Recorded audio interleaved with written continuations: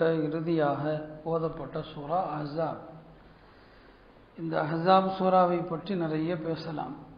இருந்தாலும் இன்றைய தினம் வரலாற்று சிறப்புமிக்க பத்ருடைய யுத்தம் நடந்த நாள் என்பதனாலே அதை பற்றி நினைவூட்டுவது ஒரு வழக்கத்தில் இருக்கிறது. ஆண்டுதோறும் பேசப்படுகிற விஷயம்தான். ஆனால் உண்மையிலுமே அஹ்ஸாப் சூராவை பற்றி அவ்வளவு விஷயங்கள், அதில் வளர்ப்பு, மார்க்கத்திலே வளர்ப்பு குழந்தைகள் என்பது இருக்கிறதா, வளர்ப்பு மகன் வளர்ப்பு மகள் இதெல்லாம் இருக்குதா, அது அல்லாஹ் பேசுகிறான். அதை பற்றி அதனுடைய சட்டத்திட்டங்கள் என்ன, மார்க்கத்தில் அப்படி எதுவும் கிடையாது. வளர்ப்பு என்பதெல்லாம் என்னங்க மார்க்கத்தில் இல்லை. ஆசைக்கு எடுத்து வளர்க்கலாம்.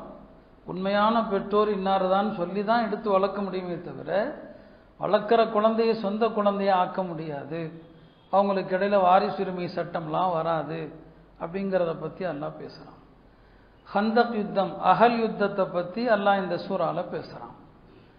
பெருமானாருடைய மனைவியர் நபி ஸல்லல்லாஹு அலைஹி வஸல்லம் அவங்களிடத்துல கொஞ்சம் முறை தவறி நடந்தபோது, அதாவது எல்லாருக்கும் பிரச்சனை வந்தால் பெருமானார் பஞ்சாயத்து செய்வாங்க, அவங்களுக்கே பிரச்சனை வந்தால் அப்போ அங்கே யார்? அல்லாஹ் தான் நடுவராக இருக்கிறான். அல்லாஹ் நடுவராக இருந்தால் ஒரே பேச்சு தான், இருந்தால் இருங்க, இல்லைன்னா தலாக் சொல்லிடுவாங்க. குரான் அப்படியே அல்லாஹ் அப்படியே மிரட்டுறான். அவங்க நபியே மனைவிமாற்ற சொல்லிடுங்க, எங்கூட இருக்கிறதா இருந்தால் உலக விஷயங்கள் எல்லாம் நான் தர்றதை பொருந்தி கொள்ளணும், இல்லையா உங்களை தலாக் சொல்லிடுறேன், அப்படியே சொல்லுமாறு சொல்கிறான். அப்போ நபிஸல்லாஹுடைய மனைவிமார்களுக்கு சில உபதேசங்களை கொடுக்குறான். நீங்கள் மற்ற பெண்கள் மாதிரிலாம் நீங்கள் கிடையாது. அப்போ அவங்கள புனிதப்படுத்துகிறான். நீங்கள்லாம் அஹ்லுல் பைத், உங்களுக்குன்னு தனி அந்தஸ்து இருக்குது, மற்றவங்க மாதிரி நீங்கள் இல்லை என்று அவங்களுக்கு சில அறிவுரைகளை கொடுக்குறான். பெருமானாருடைய வளர்ப்பு மகன் என்று கருதப்பட்ட ஜெயித், அவர் ஜெய்னபை நிக்காக பண்ணி அவங்களுக்கு இடையில பிரச்சனை ஆயிடுச்சு. அப்போ ஜெய்னபுக்கும் பெருமானாருக்கும் நிக்காக நடக்குது. வளர்ப்பு மகனுடைய மனைவியை போய் நிக்காக பண்ணிட்டாருன்னு குறை சொன்னாங்க. அதை பற்றி பேசுது. பெருமானார் ஸல்லல்லாஹு அலைஹி வஸல்லம் அவங்க தான் இறுதி நபி, ஹாத்தமுன் நபியீன் என்பதை திட்டவட்டமாக இந்த சூறால அறிவிக்கப்படுது. அவங்களுக்கு பின்னால எவன் நபின்னு சொன்னாலும் அவன் தஜ்ஜால், யார் தன்னை நபின்னு சொன்னாலும் அவன் தஜ்ஜால். அந்த மாதிரி தஜ்ஜால்கள் உலகத்தில் 30 பேர் வருவாங்க. இப்பயும் பாம்பேயில் ஒருத்தன் இருக்கிறான், அவன் தன்னை நபின்னு சொல்லிட்டு தான் இருக்கிறான். இப்படி எல்லா காலத்திலையும் வந்தாங்க போலி நபித்துவாதிகள். குரான் அவர்களை பற்றி பேசுது. திருமணத்தில் பெருமானாருக்கு மட்டுமே உள்ள தனி சட்டங்களை இந்த சூறா பேசுது. அதெல்லாம் இன்னைக்கு பதில் இல்லைன்னா அதை சொல்லிடுவேன். திருமணத்தில் நமக்கெல்லாம் இல்லாத தனி சட்டம் யாருக்கு இருக்குன்னா விசிலாசில் அவங்களுக்கு இருக்குது. அதில் சலுகையும் இருக்குது, கண்டிஷனும் இருக்குது. சில சலுகையும் இருக்குது. பெருமானாருக்கு மகர் கட்டாயம் இல்லை, நாம் மகர் கொடுத்தாகணும். ஆனால் நபிஸல்லாஹு அப்படி இல்லை. மற்றவர்கள் 4 மனைவி தான் அதிகபட்சம், பெருமானாருக்கு எல்லை இல்லை, எத்தனை பேரை வேணாலும் நிக்கா செய்யலாம். இப்படி திருமணத்தில் அவர்களுக்கு மட்டும் உள்ள சட்டம் என்ன, அதை பற்றி பேசுகிறது. விருந்துண்ண சென்றால் சாப்பிட்ட இடத்துல உட்கார்ந்து அரட்டை அடிக்கக்கூடாது, கிளம்பிடணும் அப்படிங்கிறதையும் இந்த சூறா பேசுது. எல்லாவற்றுக்கும் முத்தாய்ப்பாக பெருமானார் ஸல்லல்லாஹு அலைஹி வஸல்லம் அவர்கள் மீது ஸலவாத்து சொல்வதை கடமையாக்கக்கூடிய திருவசனம் இந்த சூறால தான் இருக்குது. இன்னல்லாஹ வ மலாயிகத்தஹு யுஸல்லூன அலன் நபி யா அய்யுஹல்லதீன ஆமனூ ஸல்லூ அலைஹி வ ஸல்லிமூ தஸ்லீமா அல்லாஹும்ம ஸல்லி அலா சய்யிதினா முஹம்மத். ஆக இப்படி இந்த சூறாவில் அவ்வளவு விஷயங்கள் பேசுவதற்கு இருக்குது. அதை தான் நான் பேசலாமா என்றும் யோசித்தேன். ஏதாவது ஒரு டாபிக் எடுத்தாலே போதும், அவ்வளோ விஷயங்கள் இருக்குது. இருந்தாலும் இந்த பத்ர் வரலாறு குறித்த தினம் என்பதனால சில விஷயங்களை மட்டும் நினைவூட்ட விரும்புகிறேன். அருமையானவர்களே, நபி ஸல்லல்லாஹு அலைஹி வஸல்லம் அவர்கள் மக்காவில் இருந்த காலகட்டம் மிக நெருக்கடியான ஒரு காலகட்டம். பெருமானாருடைய உயிருக்கே பாதுகாப்பு இல்லாத ஒரு காலகட்டம்.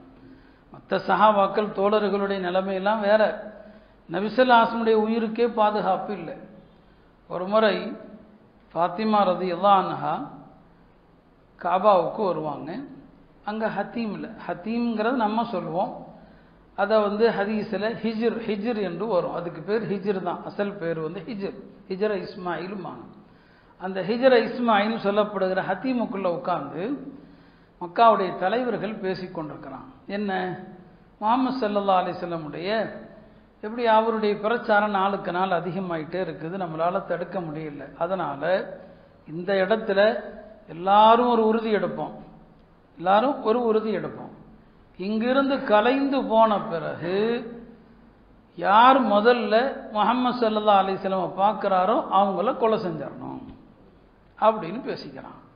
ஃபாத்திமா ரலியல்லாஹு அன்ஹா இதை கேட்டுட்டு பதறி போய் தன்னுடைய தந்தையிடம் வந்து சொல்கிறாங்க, இப்படி பேசிக்கிட்டாங்க, நான் ரொம்ப பயப்படுறேன்னு சொல்லி ஒரு மகள் அல்லவா அவங்க பயந்து வந்து சொல்கிறான். நபி ஸல்லல்லாஹு அலைஹி வஸல்லம் அவங்க எந்த பதட்டத்தையும் காட்டலை. மகளே ஒது செய்வதற்கு தண்ணி எடுத்துட்டு வான்னு சொன்னான். நபி ஸல்லல்லாஹு அலைஹி வஸல்லம் ஒது செஞ்சாங்க. ஒது செய்து விட்டு இந்த ஆளுக எங்கே பேசிகிட்டு இருக்கிறாங்களோ நபி ஸல்லல்லாஹு அலைஹி வஸல்லம் கரெக்டாக அதே இடத்துக்கே வர்றாங்க, அங்கே வர்றாங்க. ஆனால் என்ன பேசுனாங்க, வந்தால் யார் கண்ணில் போடுறாங்களோ உடனே அவங்கள என்ன செஞ்சிடணும், கொலை செஞ்சிடணும்னு சொல்லி. ஆனால் நபி ஸல்லல்லாஹு அலைஹி வஸல்லம் அவங்கள பார்த்தபோது பெருமானாருடைய அச்சத்தை அவங்க உள்ளத்தில் போட்டுறான். எல்லாருமே தலையை கீழே போட்டுறாங்க, பேசிக்கொண்ட அத்தனை பேரும் தலையை கீழே போட்டுறாங்க. நபி ஸல்லல்லாஹு அலைஹி வஸல்லம் ஒரு கைப்பிடி மண் எடுத்து ஷாஹத்தில் உஜூ, இந்த முகங்கள் எல்லாம் இழிவடையட்டும் சொல்லி பெருமானார் வந்து எதிரிகளுடைய முகத்தில் பல இடங்களில் மண்ணை வீசியிருக்கிறான், இந்த முகங்கள் இழிவடையட்டும் என்று. அதில் இப்போ சொல்லுகிற இந்த சம்பவத்தில் பெருமானார் மண் வீசினாங்கள் அல்லவா, அந்த மண் துகள் காஃபிர்களில் யார் மீதெல்லாம் விழுந்ததோ அவங்க அத்தனை பேரும் பத்ரில் கொல்லப்பட்டாங்க. யார் மீதெல்லாம் அந்த மண் துகள் விழுந்துச்சோ எல்லாம் ஒருத்தர் விடாம பத்ரில் அத்தனை பேரும் கொல்லப்பட்டாங்க.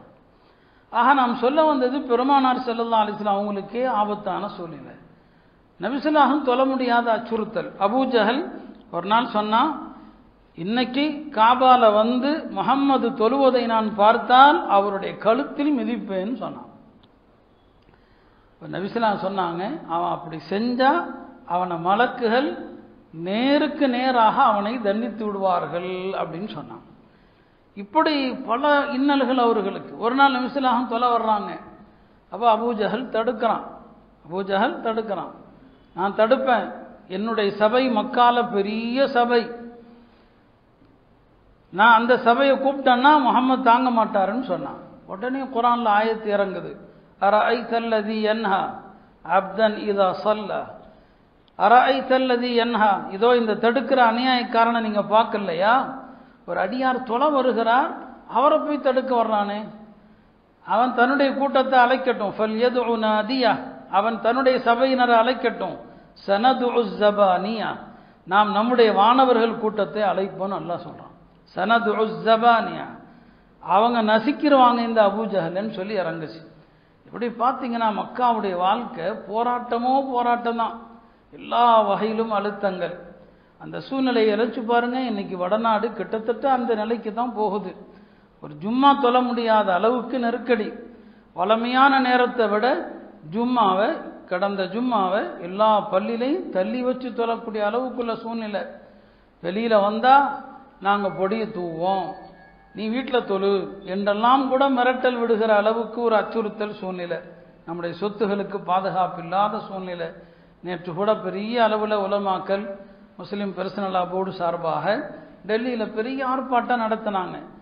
அப்போ இஸ்லாம் கடந்த காலங்களிலும் சரி எல்லா காலத்திலையும் சரி போராட்டம் தான், நம்முடைய உரிமைகளுக்கும் நம்முடைய ஈமானுக்குமான போராட்டம் தான் வாழ்க்கை. இந்த வாழ்க்கை தான் மக்கால நபி ஸல்லல்லாஹு அலைஹி வஸல்லம் சந்திக்கிறாங்க. நெருக்கடிக்கு மேலே நெருக்கடி தான். அதனால சில நிகழ்வுகளை நான் சொல்லிட்டு பதிலுக்கு வர்றேன். இப்போ ஹிஜ்ரத் பண்ணி நபி ஸல்லல்லாஹு அலைஹி வஸல்லம் இந்த நெருக்கடியில் மதீனா வந்துட்டாங்க, அல்லாஹ்வுடைய உத்தரவின் பேரில் வந்துட்டாங்க. சாத் இப்னு முஆத் அவர் வந்து ஒரு அன்சாரி சஹாபி. சாத் இப்னு முஆத் அங்குள்ள 2 கூட்டத்தில் ஒரு கூட்டத்துடைய தலைவர். அவர் வந்து மக்காவுக்கு வர்றார். அப்போ மக்கா வெற்றி கொள்ளப்படலை. நான் சொல்றது பத்ரு போர்லாம் நடக்கிறதுக்கு முன்னால சாத் இப்னு முஆத் வந்து எங்கே வர்றாரு, மக்கா வர்றாரு. மக்கால அவருடைய நண்பர் உமையத் இப்னு ஹலஃப், அவன் காஃபிர், ஆனால் இவருக்கு நண்பர். 2 பேரும் அறியாமை காலத்திலிருந்தே நண்பர்கள். சாத் இப்னு முஆத் உமையா வீட்டுக்கு வந்து, எப்பா நான் இந்த பகுதிக்கு வந்தேன், தவாஃப் செஞ்சுட்டு போகலான்னு வந்தேன், எனக்கு மக்கள் கூட்டம் இல்லாத நேரமாக பார்த்து சொல்லு. ஏன்னா அவர் முஸ்லீம் இல்லையா, தவாஃப் செய்ய முடியாது. மக்கள் கூட்டம் இல்லாத நேரத்தில் என்னை கூட்டு போய் ஒரு தவாஃப் செய்ய வச்சிருப்பான்னு சொல்கிறார். உமையா சொல்கிறான், சரி நான் யாரும் இல்லாத நேரத்தில் உன்னை கூட்டு போகிறேன்னு சொல்லி யாரும் இல்லாத நேரத்தில் கூட்டு போய் இவர் நிம்மதியாக தவாஃப் செஞ்சிட்ருக்கிறாரு. அங்கே வந்துடுறான். யார் இந்த சைத்தான் அபூ ஜஹல் வந்துடுறான். இங்கே யார் நீ, கேட்குறான். உன்னை பார்த்தா நம்ம ஆள் இல்லையே. ஆமாம், நான் மதீனாவில் இருந்தால் வர்றேன். அவர் தைரியமாக சொல்கிறார், மதீனாவில் இருந்தால் வர்றேன். மதீனாவிலிருந்து வந்து இங்கிருந்து ஓடி வந்த ஒருத்தருக்கு அடைக்கலம் கொடுத்து அவருக்கு உதவி செஞ்சு நீ இங்கே வந்து நிம்மதியாக தவாஃப் செய்கிறியா அப்படின்னு அபூ ஜஹல் மிரட்டுறான். அவரும் பதிலுக்கு ஒன்றும் விடலை. என்ன நீ மிரட்டுறியா? நீ இங்கே என்ன தவாஃப் செய்ய முடியாமல் நீ தடுத்தேன்னு சொன்னால் மக்காவாசிகளுடைய வியாபார கூட்டம் நீங்கள் சிரியாவுக்கு போகிறதா இருந்தால் மதீனாவை கிராஸ் பண்ணி தான் போகணும். ஒரு கூட்டம் போக முடியாமல் நான் தடுத்துருவேங்கிறாரு அவர். உமையா பயப்படுறான். அவன் சாதுபுன் முஆதுட்ட சொல்கிறான், எப்பா தயவு செஞ்சு அவர்கிட்ட பேசாத, இந்த மக்கா பள்ளத்தாக்குக்கே அவர் தான்பா தலைவர், நீ அவர்கிட்ட போய் சத்தமாக பேசுறியேன்னு சொல்லி. அவர் வந்து பயப்படல, திரும்பவும் பேசுகிறார். அபூ ஜஹலுக்கும் சாதுபுன் முஆதுக்கும் வாக்குவாதம். இவர் உமையா பதறார், நீ அவர்கிட்ட போய் பேசாதப்பான்னு சொல்லி. சாதுபுன் முஆது பார்த்தாங்க, உமையாவின் பக்கம் திரும்பினாங்க. இங்கே பாரு, நீ என் நண்பன் தான், ஆனால் என் நபி சொல்லியிருக்கிறாங்க உன்னையும் நாங்கள் கொல்ல தான் போகிறோன்னு சொல்லி. அப்போ உமையா அரண்டு போய் கேட்பான், என்ன கொல்ல போறீங்களான்னு சொல்லி. ஆமாம், இதை முகமது சொன்னாங்களா? ஆமாம், முகமது ஸல்லல்லாஹு சொன்னாங்க. இந்த சம்பவம் புகாரில் வருது, ஞாபகம் வச்சுக்கோங்க. உமையா அரண்டு போய் வீட்டில் போய் தன் மனைவிட்ட சொல்கிறான், இப்படி சாது வந்தார், முகமது என்ன கொல்ல போகிறாரா அப்படின்னு சொன்னார். அப்போ அந்தம்மா சொல்லிச்சு, அவர் சொன்னார்னா அது நடக்கும், நீ எங்கேயும் போகாத, வீட்டில் உட்காந்துக்கு, தயவு செஞ்சு யார் கூப்பிட்டாலும் எங்கேயும் போயிடாத அப்படின்னு அந்த அம்மா சொல்லுது. இதெல்லாம் மக்காவுடைய நிலைமை எப்படி இருந்துச்சு, அன்றைய சூழ்நிலை எப்படி இருந்துச்சுங்கிறதுக்காண்டி சொன்னேன். ராக ரசூல் ஸல்லல்லாஹு உயிருக்கு ஆபத்து, தோழர்கள் அல்லல் படுறாங்க. அல்லாஹ்வுடைய கட்டளையின் பேரில் மதீனா வந்தாங்க. மதீனத்து அன்சாரிகளுடைய அரவணைப்பில் அவங்க அங்கே ஓடிட்டு இருக்கிறாங்க. இப்போ இந்த நிலையில் மதீனா வந்த பிறகு முஸ்லீம்கள் ரொம்ப சிரமம்தான் படுறாங்க. அன்சாரிகள் அரவணைத்தாலும் எல்லா அன்சாரிகளும் பணக்காரங்கள் இல்லை, அவங்கள நடுத்தரமானவர்கள் இருக்கிறாங்க. எல்லாருமே கஷ்டப்படத்தான் செய்கிறாங்க. எந்த அளவுக்கு சிரமமான சூழ்நிலைன்னு சொன்னால், பெரும்பாலானவர்களுக்கு மொத்தத்தில் ஒரே ட்ரெஸ்ஸு தான், ஒரு ட்ரெஸ்ஸு தான், படுக்கிறதுக்கும் அதுதான், தொழுகைக்கும் அதுதான். அந்த ஒரு ட்ரெஸ்ஸு எப்படிங்கிறீங்க, சஹாபாக்கள் உடுத்தின ட்ரெஸ்ஸு. எஹராமில் நீங்கள் எந்த ட்ரெஸ்ஸை உடுத்துறீங்களோ அதுதான் சஹாபாக்கள் ட்ரெஸ். எஹராம் தான், எஹராமில் உடுத்துறோம் இல்லையா, அதில் பல பேருக்கு ஒரே துணி தான் இருக்கும், சில பேருக்கு ரெண்டு இருக்கும். அதனால் ஹதீஸில் பெருமானார் முறையெல்லாம் சொல்லி கொடுத்தாங்க. ஒரே துணி வச்சுருந்தா அவர் எப்படி மேலே சுற்றணும், ரெண்டு துணி வச்சுருந்தா அவர் எப்படி சுற்றணும், அப்படி தான் அப்படி இருந்துச்சு. அந்த ஒரு துணியில் தான் தொழுவார். ஒரு ஆள் தெரியாமல் கேட்டார், யார சொல்லலாம் தொழுகைக்கு ரெண்டு உடுப்பு தேவையான்னு சொல்லி. பெருமானார் கோபத்தில் கேட்டாங்க, அவலிக்குல்லிக்கும் சௌபான், என்னையா கேள்வி கேட்குற, உங்கள்கிட்ட எத்தனை பேர்கிட்ட ரெண்டு உடுப்பு இருக்குது, இருக்கிறதே ஒன்று தானே. அந்த அளவுக்கு என்னங்க வறுமை. முஹாஜிர்கள் மக்கால செழிப்பாக இருந்தவங்க வீடு வாசல் சொத்து எல்லாத்தையும் விட்டுட்டு வந்துட்டாங்க. நபி ஸல்லல்லாஹு ரொம்ப கவலை, தோழர்களுடைய வறுமை, உடுத்த ஆடை இல்லை. இந்த நிலையில தான் பெருமானார் கேள்விப்படுறாங்க, அபூ சுஃபியானுடைய ஒரு வியாபார குழு 40 பேரோட ஒரு வியாபார குழு சிரியா போயிட்டு திரும்புகிறாங்க. அந்த வியாபார குழுவில் நிறைய மதிப்புள்ள பொருளோடு வர்றாங்க, அதை வழிமறிக்கணும். இப்போ இந்த இடத்துல ஒரு கேள்வி வரலாம், பெருமானார் கொள்ளையடிக்க போனாங்களா? இல்லை, கொள்ளையடிக்க போகலை, ஞாபகம் வச்சுக்கோங்க.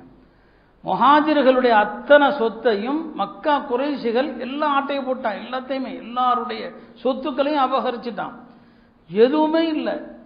ரசூல் ஸல்லல்லாஹு அலைஹி வஸல்லம் முஹாஜிர்கள் இழந்த அந்த சொத்துக்களை இந்த வணிக கூட்டத்திடமிருந்து பிடுங்க தான் வந்தான். அதுக்கு தான் வந்தான். மார்க்கத்தில் பழிக்கு பழிங்கிறது அதுதான். என் பொருளை எடுத்தவன்கிட்ட இருந்து நான் ஏன் அவன்கிட்ட இருந்து வேற ஒரு பொருளை பிடுங்கக்கூடாது? அப்போ இது கொள்ளையடிக்க வரல. இந்த முஹாஜிர் தோழர்கள் அத்தனை இழந்து வீடு இல்லாமல் வாசல் இல்லாமல் பல பேர் பள்ளியாசல் தான் அவங்களுக்கு எல்லாமே, பள்ளியில் தான் இருப்பாங்க. ஒரு 250 தோழர்கள் பள்ளிவாசலிலேயே நிதமும் இருப்பாங்க. அவங்க தான் சுஃபா, திண்ணை தோழர்கள், ஒன்றும் கிடையாது அவங்களுக்கெல்லாம்.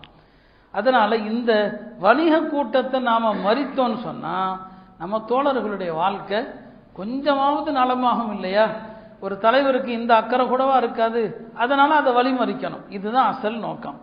அபூ அய்யூபுல் அன்சாரி சொல்கிறாங்க, நபி ஸல்லல்லாஹு அலைஹி வஸல்லம் அவங்க தோழர்கள் எங்கள்கிட்ட சொன்னாங்க, இந்த மாதிரி ஒரு கூட்டம் வருது நான் கேள்விப்பட்டேன் அபூ சுஃபியானுடைய தலைமையில், அந்த கூட்டத்தை வழிமறித்தா நமக்கு செல்வங்கள் கிடைக்கும், அதனால் வழிமறிக்கலாம். பாருங்க, யுத்த நோக்கமே இல்லை, வழிமறிக்கலாம் சொல்கிறாங்க. எல்லாரும் வரணும்னு தேவையில்லை.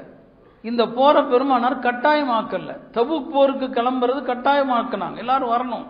ஆனால் இந்த போருக்கு வரணும்னு சொல்லலை. யார்கிட்ட வாகன பிராணி இருக்குதோ, ஒட்டகமோ குதிரையோ இருக்குதோ, அவங்க மட்டும் வந்தா போதும், அவங்க பின்னால ஏறி வர்றவங்க வந்துக்குங்கன்னு சொல்லிட்டாங்க. அப்ப கட்டாயப்படுத்தல நபி ஸல்லல்லாஹு அலைஹி வஸல்லம் அவங்க விரும்புறவங்க வாங்கன்னு சொல்லிட்டாங்க. இப்ப சஹாபாக்கள் விரும்பினா வரலான்னு சொல்றதுனால எல்லாருமே கிளம்பல, போருக்கும் யாரும் ஆயத்தமாகல, போருக்குரிய பொருளையும் எடுக்கவும் இல்லை. அப்படியே என்ன செய்யறாங்க, கொஞ்சம் கொஞ்சமா கேள்விப்பட்டு ஒரு 300 சொச்சம் பேர் என்ன செய்யறாங்க, வர்றாங்க. நோக்கம் அபூ சுஃபியானுடைய அந்த கூட்டத்தை வழிமறிக்கணும். பெருமானார் வந்த இந்த தோழர்களுடைய கூட்டத்தில் வெறும் 80 ஒட்டகம் தான் இருக்குது. 80 ஒட்டகத்துல தான், ஒரு ஒட்டகத்துல 3 பேர் 4 பேர், ஒரு ஒட்டகத்துல நபி ஸல்லல்லாஹு அலைஹி வஸல்லம், ஹஜ்ரத் அலி, அபூ லுபாபா 3 பேரும் முறை வச்சு வருவாங்க. முறை வச்சு ஒரு ஆள் மேலே உட்காந்தா கீழே 2 பேர் நடப்பாங்க.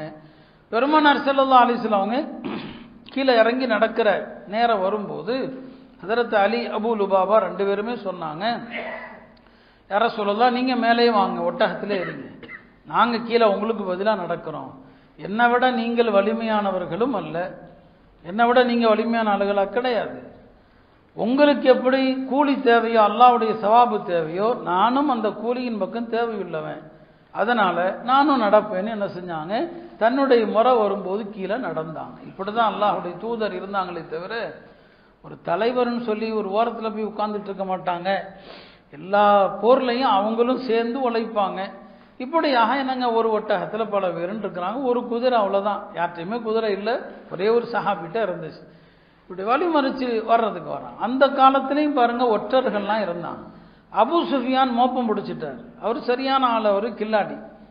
இப்படி மதீனாவிலிருந்து நம்மளை பிடிக்கிறதுக்கு வர்றாங்க அப்படின்னு சொல்லி என்ன செய்யறாரு, அவர் எப்படியோ தெரிஞ்சிடறாரு.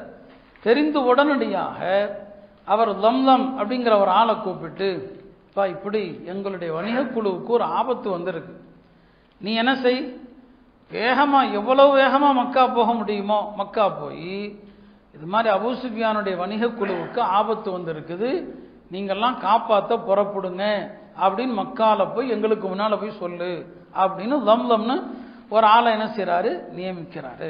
யாரு, அபூ சுஃபியான். இந்த லம்லம் அப்படிங்கிறவரு மக்கா போறார். நான் ஏற்கனவே சொல்லியிருக்கிறேன், பல முறை சொல்லியிருக்கிறேன். இவர் போய் அறிவிக்கிறதுக்கு முன்னால மக்கால ஒரு சம்பவம் நடக்குது. ஹஜ்ரத் அப்பாஸ், அவர் அப்போ மக்கால தான் இருக்கிறார். அப்பாஸ் ரலியல்லாஹுடைய சகோதரி ஆத்திகா அவர்கள் ஒரு கனவு கண்டிருப்பாங்க. அந்த கனவுல, அந்த அம்மா பார்த்த கனவுல ஒரு மனிதர் மக்கால இருக்கிற 3 இடத்துல ஒரே அறிவிப்பு செய்வார். 3 இடத்துல, அபுத்தஹங்கிற இடத்துல, காபால அபு குபைஸ் மலை மீது 3 அறிவிப்பு செய்வார். 3 இடத்துல ஒரே அறிவிப்பு செய்வார். அந்த அறிவிப்பு என்ன, துரோகிகளே நீங்கள் இறக்க போகிற இடத்தை நோக்கி புறப்படுங்கள், நீங்கள்லாம் கொல்லப்படுகிற இடத்தை நோக்கி புறப்படுங்கள் அப்படின்னு அவர் சொல்றார் கனவுல. பிறகு அவர் ஒரு பாறையை உருட்டி விடுறார். அந்த பாறை செதறுது. அது செதறி எந்தெந்த என்னங்க மக்கால இருக்கிற எல்லா வீட்டுக்குள்ளேயும் போகுது. இது அந்த அம்மா பார்க்குற கனவு. அவங்க தன்னுடைய சகோதரர்கிட்ட அப்பாஸ்கிட்ட சொல்றாங்க, இப்படி ஒரு கனவு பார்த்தேனேன்னு சொல்லி.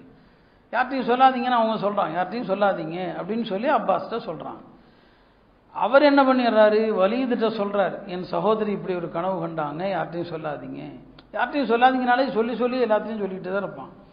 அவர் பேச பேச அது மக்கால எப்படியோ வந்துருச்சு, அந்த செய்தி மக்கா முழுக்க பரவிடுச்சு. சரிங்களா, இந்த லம்லம் வர்றதும் இந்த கனவும் பார்த்தீங்கன்னா அப்படியே தான் நடக்கும். அவர் அவங்க என்ன கனவுல கண்டாங்களோ அதான் நடக்கும். அதுக்கு தான் இதை சொல்றேன்.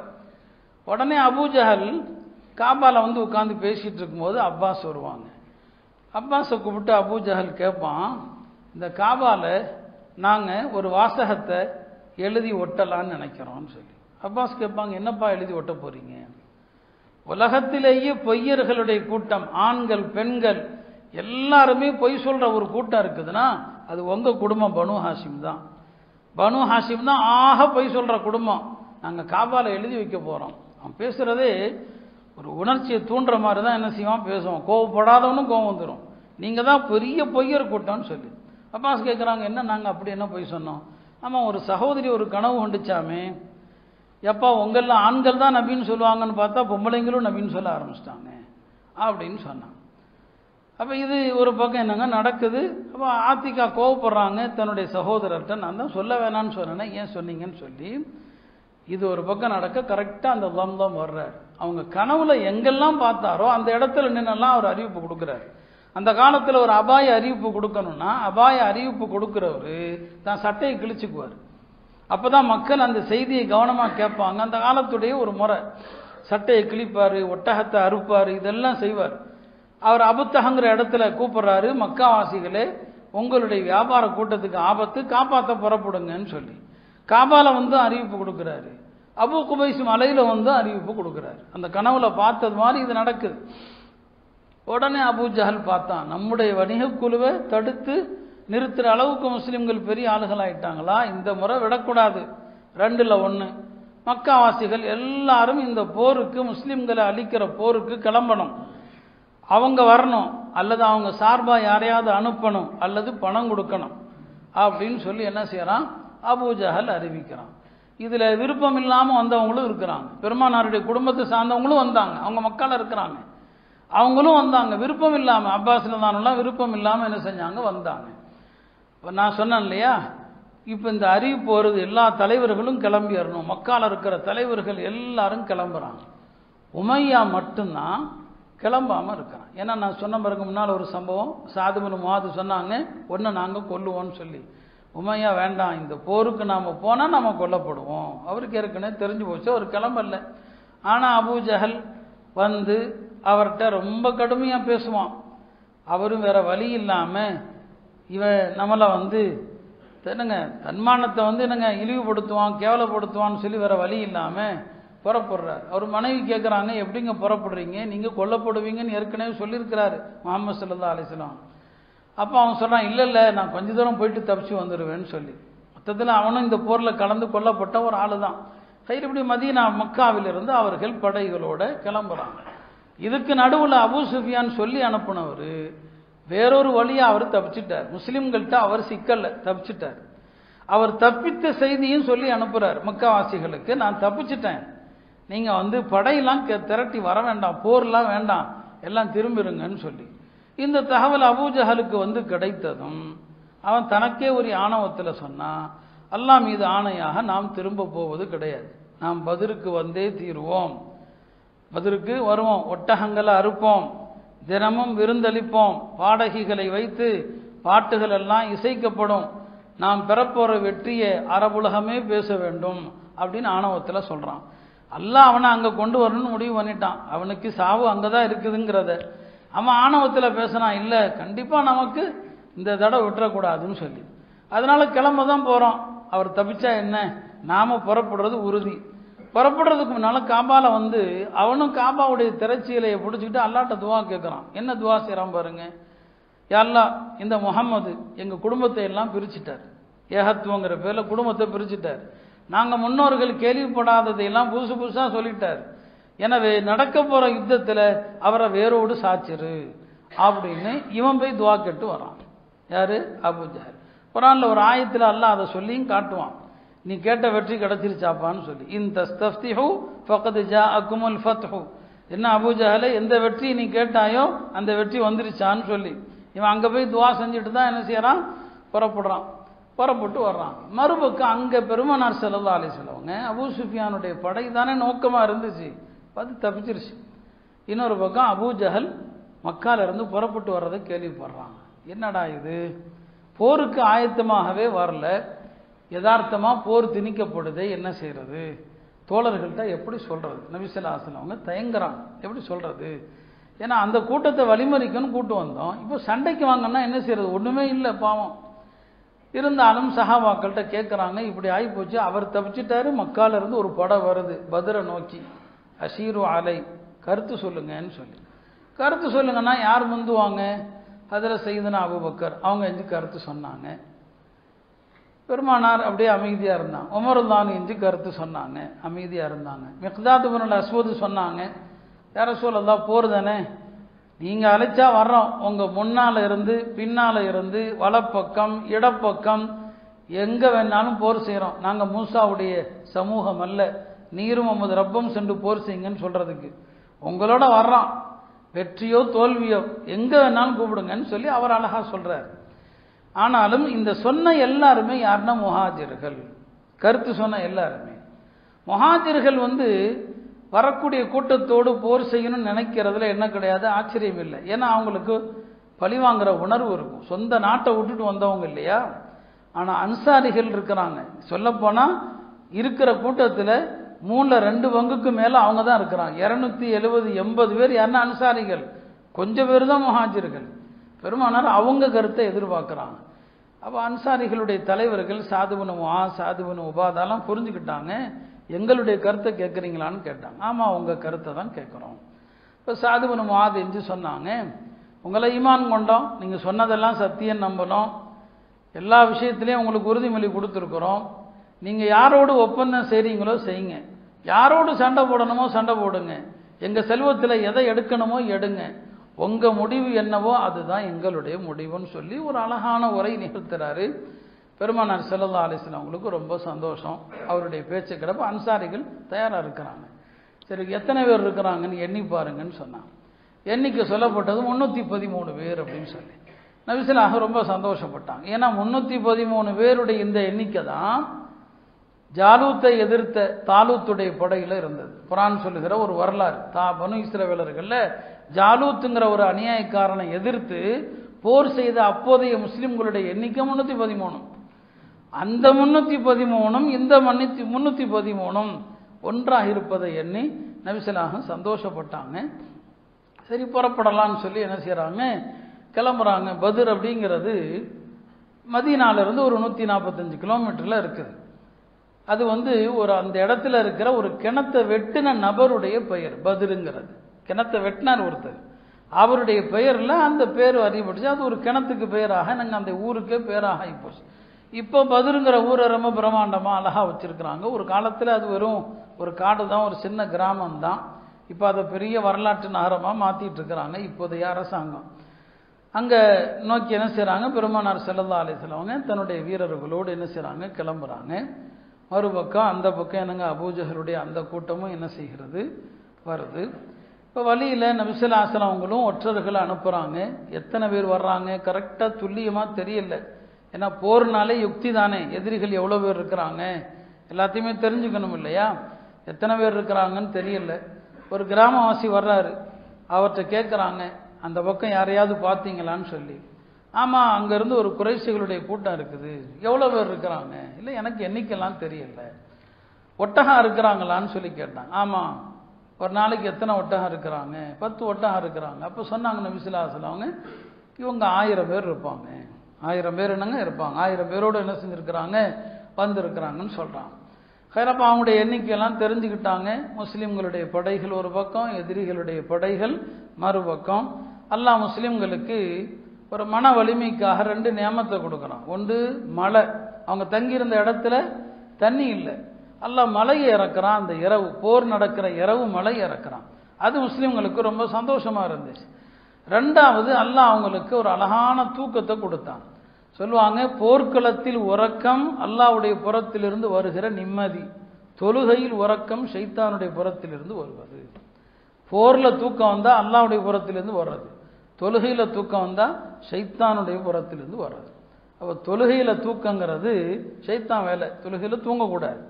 யுத்த காலத்தில் தூக்கம் வரலாம், நிம்மதியாக அந்த நேரத்துலையும் தூங்குறாங்க. இது இல்லைங்க, போரை பற்றிய பயம் இல்லை, அச்சம் இல்லாமல் என்ன செய்கிறாங்க, தூங்குறாங்க. எல்லாரும் தூங்குறாங்க. நபிஸல்லல்லாஹு அலைஹி வஸல்லம் அவங்க மட்டும்தான் ஒரு மரத்துக்கு கீழே ஒரு சின்ன கூடாரத்தில் அல்லாஹ்ட்ட இறஞ்சுறாங்க. ரொம்ப ரொம்ப கெஞ்சுறாங்க. அந்த கெஞ்சுதல்ல ஹஜ்ரத் அலி சொல்லுவாங்க, யா ஹய்யு யா கையூம் அப்படிங்கிறத தான் நபிஸல்லல்லாஹு சொல்லிக்கிட்டே இருந்தாங்க. யா ஹய்யு யா கையூம். அதில் அவங்க அல்லாஹ்ட்ட சொன்னாங்க, அல்லாஹ் எனக்கு நீ வாக்குறுதி கொடுத்துருக்கிற, ஒன்று அபூ சுஃபியானுடைய படையை நீ எனக்கு வெற்றியாக்கி தருவாய், அல்லது இந்த படை, அந்த வாக்குறுதியை நீ நிறைவேற்று. இந்த கூட்டம் தோத்தா இந்த பூமியில் ஒன்றை வணங்குறதுக்கு ஆள் இல்லை அப்படி சொல்லிட்டு இருந்தாங்க. காலை நேரம் அவங்களுடைய துவா செஞ்சு செஞ்சு மேலே உள்ள துண்டெல்லாம் கீழே விழுந்துருச்சு. ஹஜ்ரத் அபூபக்கர் சொன்னாங்க, நபிஸல்லல்லாஹு அலைஹி வஸல்லம் அவங்கள்ட்ட, யா ரசூலல்லாஹ், நீங்கள் அல்லாஹ்விடம் அதிகமாகவே மன்றாடி விட்டீர்கள், போதும் கொஞ்ச நேரம் ஓய்விடுங்க. அப்படி சொல்லும்போது ஜிப்ரீல் வந்தாங்க. ஜிப்ரீல் அலைஹிஸ்ஸலாம் பெருமானாருக்கு வெற்றியை கொண்டு சுப செய்தி சொன்னாங்க. அந்த சுப செய்தியை கேட்டுவிட்டு நபிஸல்லல்லாஹு அலைஹி வஸல்லம் அவங்க இந்த ஆயத்தை ஓதிக்கொண்டே எழுந்தார்கள். சயுஹ்ஸமுல் ஜம்உ வ யுவல்லூன துபுர். இந்த படை தோற்கடிக்கப்படும், இந்த படை புறமுதுகிட்டு ஓடுவார்கள்.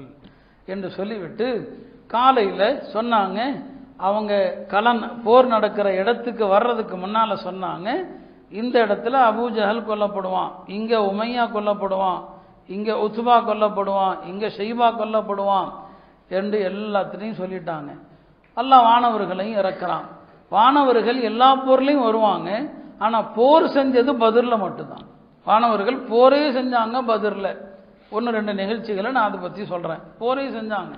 இப்போ காலையில் போர் ஆரம்பிக்கிற நேரம் நபி ஸல்லல்லாஹு அலைஹி வஸல்லம் வழிகாட்டுறாங்க எப்படி அம்பரியணும்.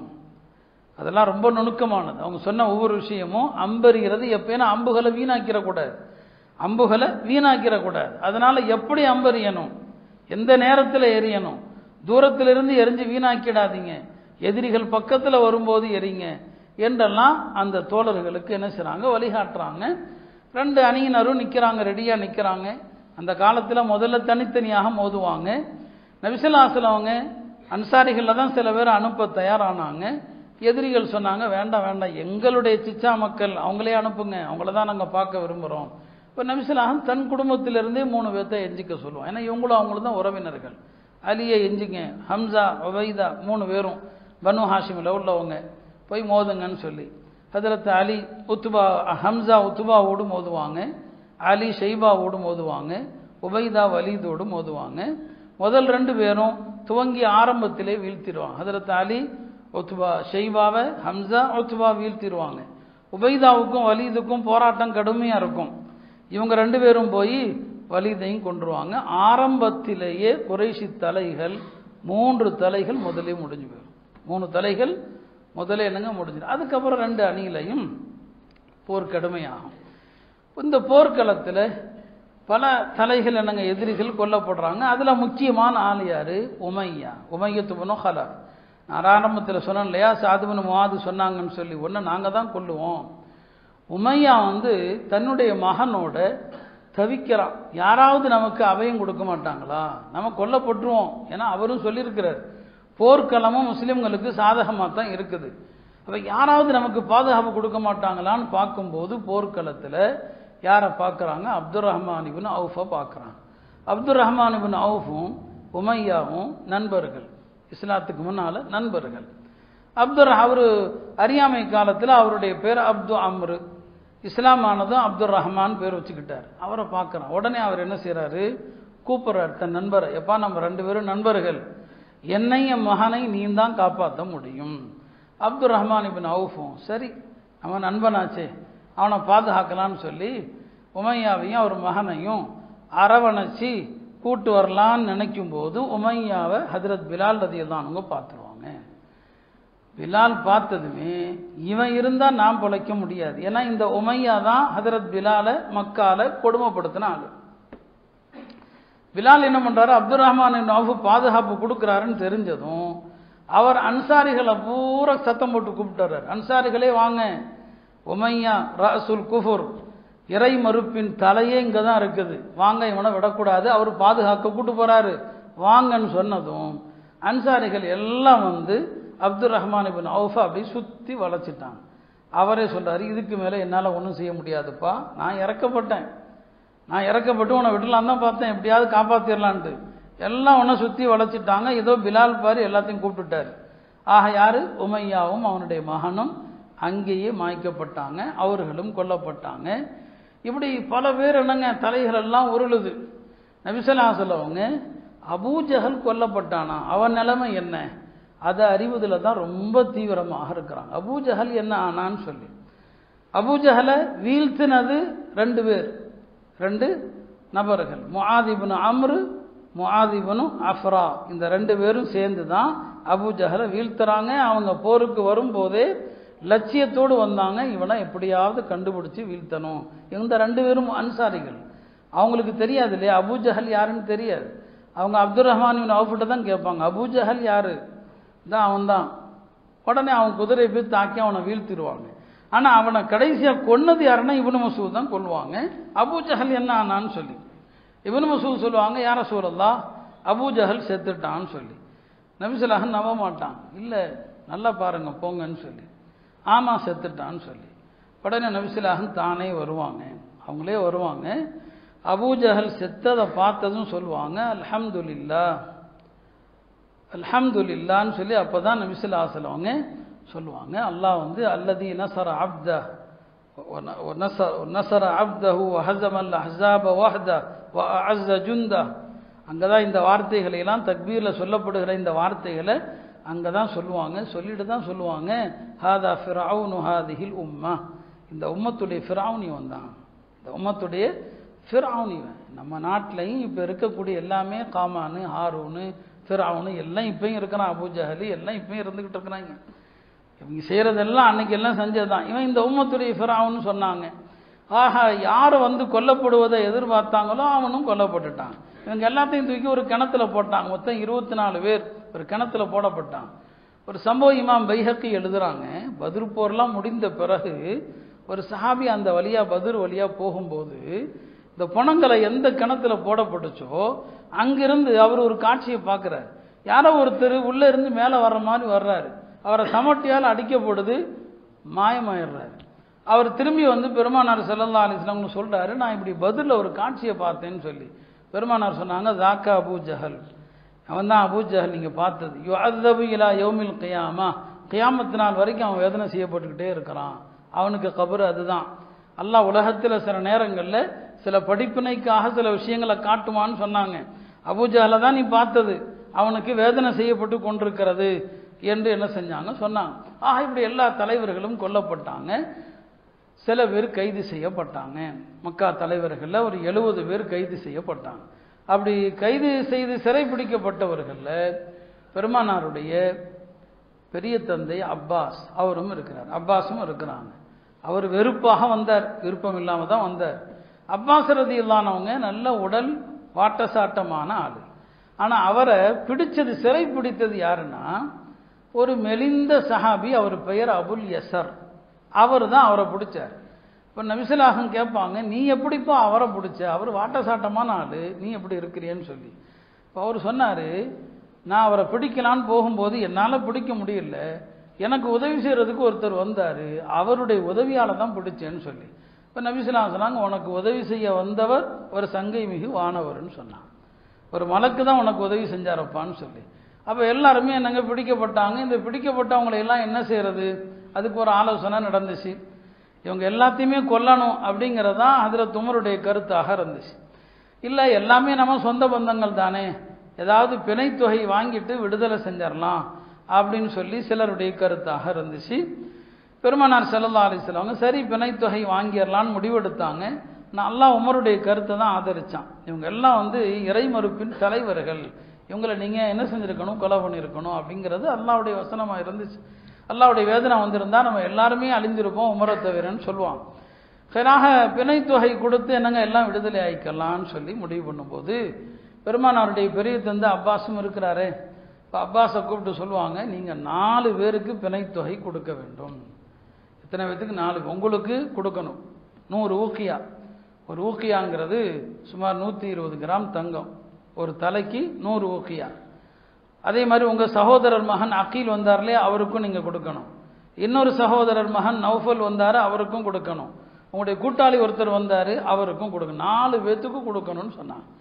இப்போ அப்பா சொன்னாங்க, ஏன்டா என்ன இருக்குது, 400 ஊக்கியாவுக்கு நான் எங்கே போவேன், 400 ஊக்கி எனக்கு கணக்கு போடுங்க, எவ்வளோ இன்றைய மதிப்பில் எவ்வளோ பவுன் வரும் கணக்கே போட முடியாது, ஏன்டா ஒன்றுமே இல்லையேன்னு சொல்லி.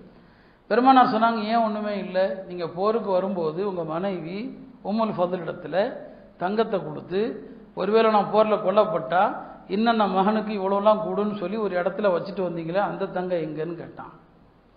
போருக்கு வர்றதுக்கு முன்னால் மனைவிட்ட கொடுத்துட்டு தானே வந்தீங்க தங்கத்தை எல்லாம், அந்த தங்கம் எங்கே போச்சுன்னு கேட்டாங்க. அவர் அரண்டு போயிட்டார். சொன்னார், நான் ஏற்கனவே முஸ்லீம் தான், இப்போ உறுதியாக நம்புகிறேன் நீங்கள் அல்லாஹ்வுடைய தூதர் தான். ஏன்னா அது அவருடைய மனைவிக்கும் அவருக்கும் மத்தியில் ரகசியமாக நடந்தது. அவர் மக்காலிருந்து புறப்படும் போது சொன்னது, அது வேற யாருக்குமே தெரியாது. அந்த இடத்துல அவங்க என்ன செய்கிறாங்க, முழுதாக என்னங்க முஸ்லீம் ஆகிறாங்க. ஆனால் பிணைத்தொகை கொடுத்து தான் விடுதலை ஆகணுங்கிறது கட்டாயமாக இருந்துச்சு. இது மாதிரி இன்னொரு சம்பவம் நடந்துச்சு. அதாவது எதிரிகள் சிலர் பெருமானாருடைய இந்த மறைமுக செய்தியை சொன்னதை வச்சு என்ன செஞ்சாங்க, முஸ்லீம் ஆனாங்க. பத்ர் முடிந்து எல்லாம் வந்துட்டாங்க. மக்காவே சோகமயமாக இருக்குது, ரொம்ப சோகத்தில் இருக்குது. அப்போ மக்கால காபால யார் உட்கார்ந்துருக்கிறாரு? ஹத்தீமில் வந்து சஃப்வான் இப்னு உமையா உட்கார்ந்துருக்கிறார், கவலையோடு உட்கார்ந்துருக்கிறார். அங்கே ஒருத்தர் வர்றாரு, உமைர் இப்னு வஹப் வர்றாரு. இப்போ உமைர் சொல்கிறாரு சஃப்வானை பார்த்து, சஃப்வானும் கவலையில் தான் இருக்கிறாரு, இவ்வளோ பெரிய தோல்வியை சந்திச்சிட்டோமே, மக்காவுடைய தலைகள் எல்லாமே கொல்லப்பட்டுட்டாங்களேன்னு சொல்லி. உமைர் சொல்கிறாரு, எனக்கு இப்போ இருக்கிற கோபத்திற்கு நேராக மதீனா போய் நான் முகம்மதை கொல்லணும்னு நினைக்கிறேன். ஆனால் எனக்கு கொஞ்சம் கடன் இருக்குது, அந்த கடன் இல்லைன்னா என் மகன் கைதியாக இருக்கான், அந்த கைதியை போய் எப்படியாவது கூட்டு வர்ற மாதிரி போய் நான் அவரை கொன்றுவேன், அவ்வளோ கோபத்தில் நான் இருக்கேன்னு சொல்லி. சஃப்வான் பார்த்தாரு, அவர் பெரிய பணக்காரர், பின்னால் முஸ்லீம் ஆயிட்டாரு. அவர் சொன்னார், நீ தான் எனக்கு வேணும்ப்பா, உன் கடனை அடைக்கிறது என் பொறுப்பு, நீ முகம்மதை போய் கொல்லுன்னு சொல்லி 2 பேரும் சேர்ந்து ஒரு வாழை, அந்த வாழை வந்து என்ன செய்வாங்கன்னா விஷம் தோய்த்து தயாரித்து, நான் விஷம் துவைச்ச வாழை கொண்டு தாக்கப்பட்டவர் உடனே மூத்தா போயிடுவார், போய் அவளை போய் கொண்டுட்டு வா, நான் எல்லாத்துக்கும் பொறுப்பெடுத்துக்கிறேன்னு சொல்லி அனுப்புகிறார். உமைர் இப்னு வஹப் சரிங்களா, மதீனா வர்றாரு, வாளோடு வர்றாரு. ஹஜ்ரத் உமர் பார்க்குறாங்க, இவன் என்ன வாளோடு வர்றான் எதிரின்னு சொல்லி போய் கேட்குறான். இல்லை நான் வந்து பாதுகாப்புக்கு தான் வாழை கொண்டு வந்தேன், சண்டைக்கெலாம் வரல, என் மகனை மீட்ட தான் வந்தேன். நபிஸலாம் சொல்கிறாங்க, அவரை விடுங்கப்பா, என்கிட்ட அனுப்புங்கன்னு சொல்லி. பெருமானாரிடம் வந்ததுமே நபிஸலாக அவன்கிட்ட கேட்பாங்க, அவன்கிட்ட அந்த உமையிட்ட கேட்பாங்க, சஃப்வான் இப்னு உமையா உன்னை என்ன கண்டிஷனோடப்பா அனுப்புனாருன்னு கேட்பான். இவர் அரண்டு போயிடுவார். சஃப்வான் இப்னு உமையாவோட பேசினது மக்கால ஹத்தீமில். அப்போ நபிஸலாம் சொல்லுவாங்க, என்னை கொல்றதுக்கு தானே இந்த வாலில் விஷத்தை தேய்ச்சி அனுப்புனாரு, உன் கடனை எல்லாம் அவர் பொறுப்பெடுத்துக்க போகிறார் அதானே அப்படின்னு சொன்னதும் உடனே அவர் முஸ்லீம் ஆயிரும். உமைர் இப்னு வஹப் அந்த இடத்துல முஸ்லீம் ஆயிரும். யா ரசூலல்லாஹ், இதுக்கு முன்னால் இந்த துனியாவில் உங்களை விட வெறுப்பான யாரும் எனக்கு இல்லை, நீங்கள் அல்லாஹ்வுடைய தூதர் என்று நம்புகிறேன் என்று சொல்லி அவரும் இஸ்லாத்தை தழுவினார். ஹைராக அல்லாஹ்வுடைய உதவியோட முஸ்லிம்கள் எதிர்பாராத விதமாக சந்தித்த ஒரு போர், அல்லாஹ் ஒரு பெரிய வெற்றியை கொடுத்தான்.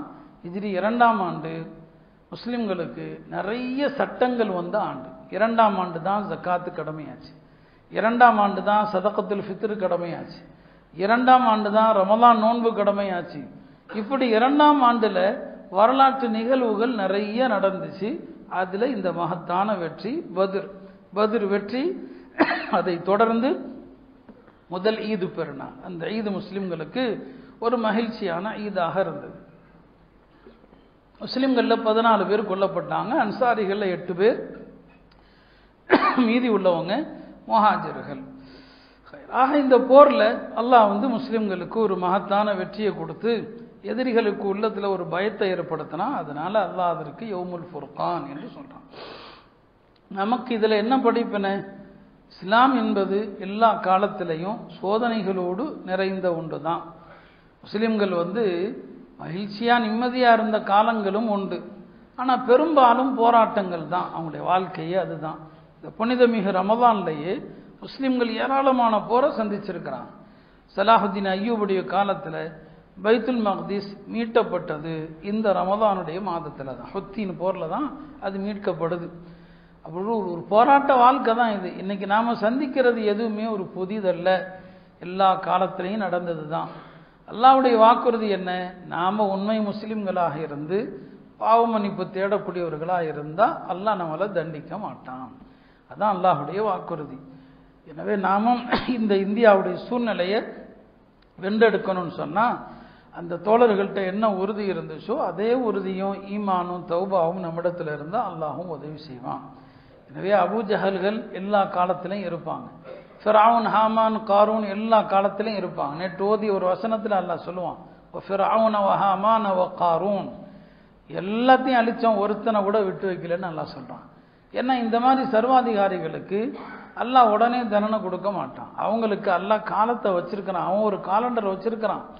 அந்த நேரம் வரும்போது தான் இவர்களுக்கு தண்டனை வரும். நாம் அவசரப்படுற மாதிரி உடனே தண்டனை வராது. எல்லாம் வல்ல அல்லாஹ் சத்திய சஹாபாக்களுடைய வரலாறுகளை படித்து நம்முடைய ஈமானை புதுப்பித்து அவர்களை போல உண்மையான மோமின்களாக வாழ அல்லாஹ் நமக்கும்